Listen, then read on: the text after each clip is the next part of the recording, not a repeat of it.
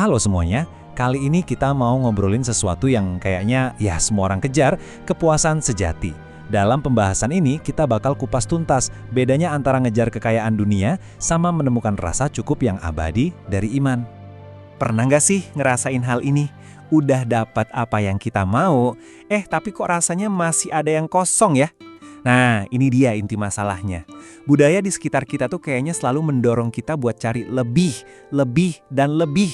Tapi anehnya, kenapa ya hasilnya seringkali malah rasa hampa? Oke, jadi pertama-tama kita harus kenal dulu nih sama musuhnya. Kita sebut aja ini jebakan lebih.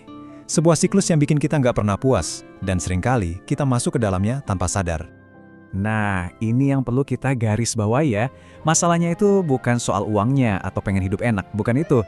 Tapi akarnya itu ada di perasaan yang terus-terusan bisikin kita, kurang. Gak peduli kita udah punya sebanyak apa. Pesan kayak gini tuh ada di mana-mana kan? Di iklan, di media sosial, bahkan pas kita ngobrol sama teman. Seakan-akan rumusnya tuh simpel, punya lebih banyak sama dengan lebih bahagia.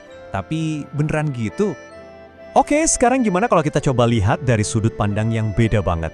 Sebuah kebenaran yang, jujur aja, agak melawan arus pemikiran dunia sekarang ini.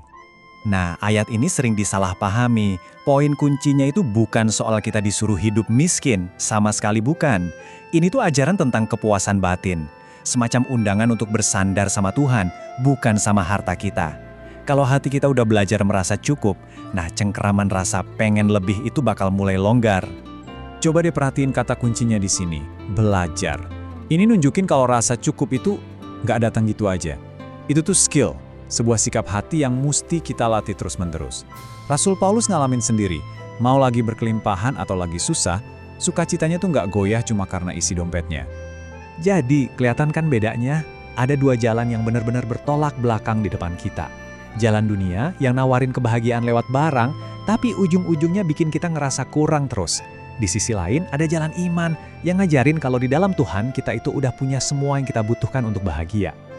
Biar lebih gampang ngebayanginnya, kita pakai perumpamaan sederhana aja ya.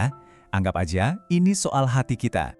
Coba bayangin deh, ada dua gelas di depan kamu. Pertanyaannya simpel aja, mana yang kondisinya lebih baik? Lihat deh, gelas yang kecil tapi isinya penuh. Nah, itu gambaran hati yang puas. Mungkin kapasitasnya nggak seberapa, tapi dia utuh. Dia full.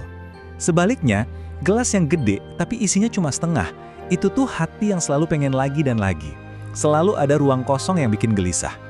Jadi intinya apa? Masalahnya itu bukan seberapa besar berkat yang kita terima, tapi gimana kondisi hati kita. Apakah hati kita itu sebuah wadah yang bisa dipenuhi, atau malah kayak jurang tanpa dasar yang nggak akan pernah puas? Oke, konsepnya udah dapat. Pertanyaan besarnya sekarang, terus gimana caranya ngelatih hati kita biar bisa kayak gelas kecil yang penuh tadi? Nah, sekarang kita masuk ke langkah-langkah praktisnya. Ada 4 langkah praktis nih yang bisa langsung kita coba. Pertama, coba deh latih rasa syukur setiap hari, dalam keadaan apapun. Kedua, stop banding-bandingin hidup kita sama orang lain. Capek loh. Ketiga, lihat uang itu sebagai alat, bukan sebagai KTP kita, bukan identitas kita. Dan yang paling penting, prioritasin kedamaian hati. Itu jauh lebih mahal dari barang mewah manapun. Karena pada akhirnya, inilah tujuan kita. Menyadari kalau kekayaan yang sejati itu bukan angka di rekening, tapi rasa cukup di dalam hati. Itu harta yang gak akan bisa dicuri siapapun.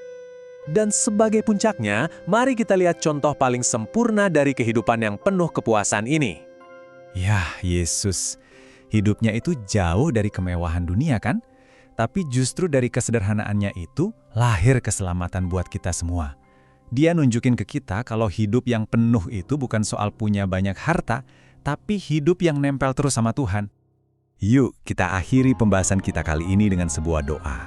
Sebuah harapan supaya hati kita bisa merdeka dari penjara rasa ingin dan sebaliknya dipenuhi sama sumber kepuasan yang sejati dan abadi.